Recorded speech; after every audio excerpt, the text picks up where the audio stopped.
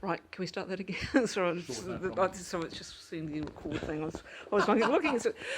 So this is Philippe Levan, and I've just messed up and making him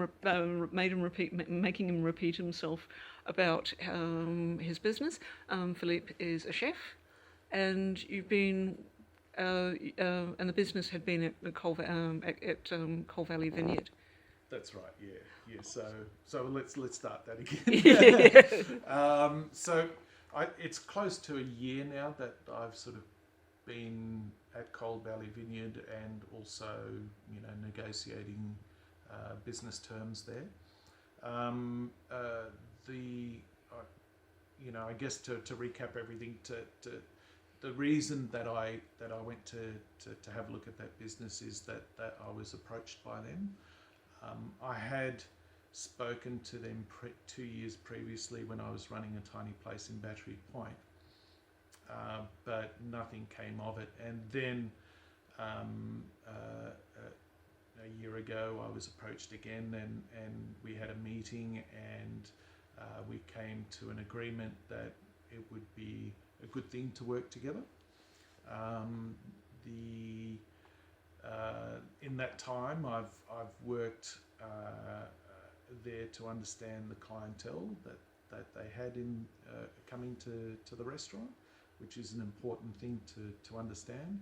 And also it gave us the opportunity to negotiate a lease, because the property is owned by Chinese interests, and they have several cattle properties around Australia, also some other properties that they're involved in, and I guess they're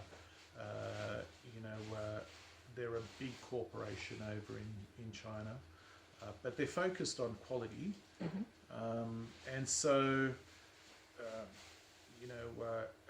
the CEO had not been aware of their idea, so they had to approach the CEO and say, well, look, this is our idea, and here's the guy that can do that for us, and sell the idea to the CEO, and that sort of sat on his desk for some time, actually. I guess because it's not really an important thing in the grand scheme of things for them. But after having several discussions with both the Australian manager and the state manager here in Hobart, and the CEO being convinced that it was a good idea, we were sort of moving forward, and then unfortunately the virus reared its ugly head, and the Prime Minister said we're closing the doors. And so what's obviously, so you had to close the business? So the business has been closed the day that we were, told by the Prime Minister to close our doors. Unfortunately, we didn't have much choice in that. And so in the interim, we've just been sort of waiting like everyone else, in limbo, as to what the next steps would be. In the meantime, I've chosen to step back from the business, and I will revisit Coal Valley Vineyard in 12 to 18 months' time. That both of us have agreed on that, because they totally understand the situation at the moment, and moving forward. And then we will meet in 12 to 18 months' time and see where we stand there. Yeah. Okay. You've been building tunnel houses in the meantime. I have, yes. I've been rather busy with my property here. As I told you, Frida, I've got 15 acres here, so no shortage of work to do on this property, though, I can tell you that much. And it's actually, it's it's like as a chef, you've always seen me working, and that's all I do, is I work in the bloody kitchen all the time. And if I'm not doing that, then I'm doing paperwork, and then I'm chasing my tail with suppliers, and it's the life of a chef, and it's the life of a business owner, and it's especially a small business owner, you end up doing most things yourself. Yep. At the peril of your sanity, Yep. So this break has afforded me the time to really sort of, sit back and say to myself, well, I've always said I was going to do this and I was going to do that and never got round to it, and now I've got the time to do it. So get off my backside and Yep. do those things that I've always threatened to do. Where do you see the future? Do you,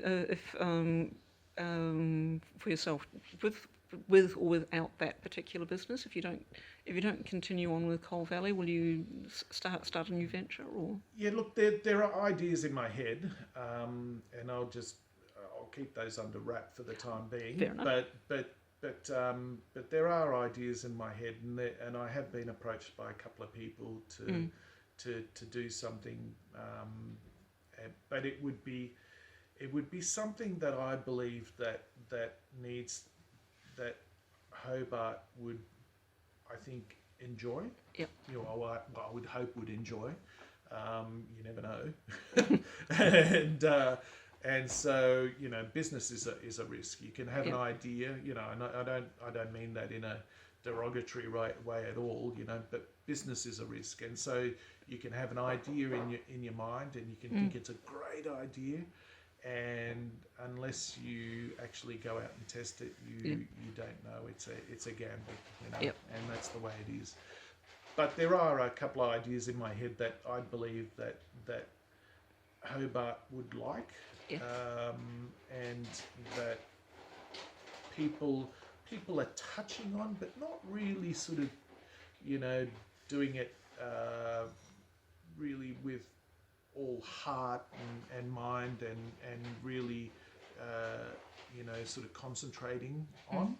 So it's what I mean by that, and I'll explain where my head's at when I say that, is that, for example, in Japan, when you go to Japan, you'll go to a teriyaki restaurant, and that's all they do. Yep. And then you'll go to a sushi restaurant. That's there's nothing else there. There's no other genres of Japanese food there. That's what they concentrate on. Yep. And I think I'd like to do something in that sort of spirit. Preaching to the converted here. Yeah, there you go. Yeah. So I think that would be a nice thing to do. Yep. Okay. Now, is anything else you'd like to add? I know you're still cooking for other people. Yes. I've been asked by David Walsh to do a couple of dinners, which was really nice and really great to see him. He's in good health, I've got to say. Keisha's as happy as Larry, and she's had plenty of time with David and her daughter. And the garden. And the garden, yeah. And so I've used some of their vegetables in the garden for the dinners, which has been really nice, and then other than that, I've just been cooking simple meals at home, enjoying the simple life, I mean, really, the other day I made a minestrone soup. I hadn't made a minestrone soup in probably 2 decades, Yep. And so I put this minestrone soup together, and I sort of realised, oh God, that's delicious. The Italians really have some beautiful food, don't they? And so that's what I've been doing, and I've really enjoyed the time out and not thought negatively. Of course, I'd rather be out there, earning a few dollars like everyone else, that's in my position. But you have to make do with what we have, and I've kept myself busy.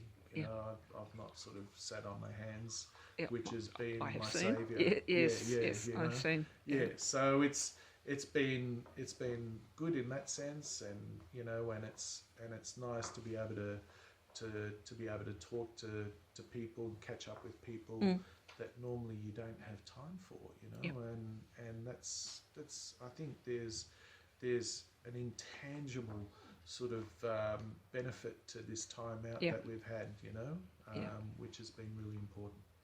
And in closing, we'll keep an eye on this man and see what he comes up with next. Yeah. Thank you very much. Thank you.